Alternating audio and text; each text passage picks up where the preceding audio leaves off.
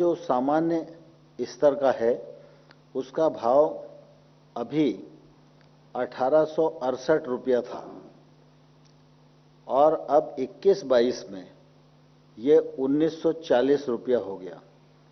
इसमें 72 रुपये प्रति कुंटल की बढ़ोतरी है जो 50% से अधिक है। ऐसे में सभी के आपके सामने रख सकता हूं, लेकिन सामान्य तौर पर अगर आप देखेंगे तो बाजरा जो 20-21 में 2150 रुपया था और बाजरा अब 2250 रुपया होगा। 100 रुपये की प्रति कुंटल की वृद्धि है। अगर प्रतिशत में देखेंगे तो ये 85% की बढ़ोतरी है। इसी प्रकार से अगर हम तूर में अरहर की दाल में देखेंगे तो ये वृद्धि 62% है। देश की सभी राजनीतिक पार्टियां लाना चाहती थीं, लेकिन वो हिम्मत नहीं कर पाए। मोदी सरकार ने किसानों के हित में ये बड़ा कदम उठाया और रिफॉर्म किया। उसका फायदा भी देश भर में अनेक स्थानों पर किसानों को मिला, लेकिन बीच में किसान आंदोलन खड़ा हुआ। सरकार किसानों के प्रति प्रतिबद्ध है, उनका आदर और सम्मान करती है, इसलिए सम्मानपूर्वक किसानों के साथ 11 बाद भारत सरकार ने वार्ता का आयोजन किया।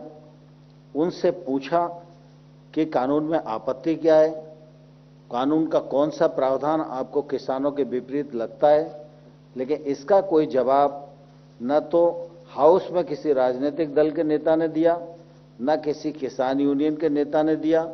इसलिए वार्ता आगे नहीं बढ़ सकी। किसान चर्चा करना चाहेंगे, भारत सरकार तैयार चर्चा के लिए रहेगी, लेकिन हमने बार बार कहा है कि प्रावधान में आपत्ति है, वो आपत्ति तर्क के साथ आप बताइए, हम ससम्मान सुनेंगे भी और उसका निराकरण भी करेंगे। जहां तक राहुल गांधी के ट्वीट का सवाल है, उसको कांग्रेस भी गंभीरता से नहीं लेती, इसलिए मुझे लगता है कि मुझे उसका जवाब देने की आवश्यकता नहीं है। सर, मेरा सवाल ये है कि जो किसान आंदोलन कर रहे हैं और लंबे समय से वो अभी भी जमे हुए हैं, कोरोना काल में भी उन्होंने अपनी मांग को लेकर अपना आंदोलन नहीं छोड़ा है, क्या कोई बातचीत का कोई रोड मैप आपको लगता है नए सिरे से होनी चाहिए? क्या सरकार की ओर से कोई पहल होगी? क्योंकि वो कहते हैं, सरकार कहती है बातचीत के लिए आइए, लेकिन वही एजेंडा सरकार दे देती है। जो 11 राउंड की बातचीत हुई है उसमें नतीजा नहीं निकला, तो वो सरकार के ऊपर डालते हैं। आपके पास कोई फ्रेश प्रपोजल है बातचीत के लिए?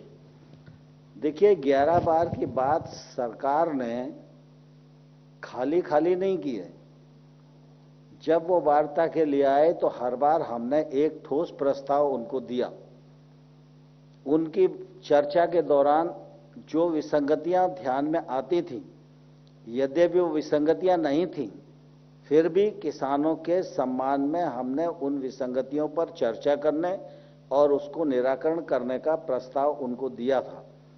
और जब वार्ता स्थगित हुई, उस दिन भी इस कानून को 1.5 साल तक स्थगित रखकर कमेटी बनाकर कानून पर विस्तार से किसान, विद्वान, अधिकारी सब मिलकर चर्चा करें और इस कानून में अगर आपको कोई खामी लगती है तो निश्चित रूप से हम उसका निराकरण करेंगे।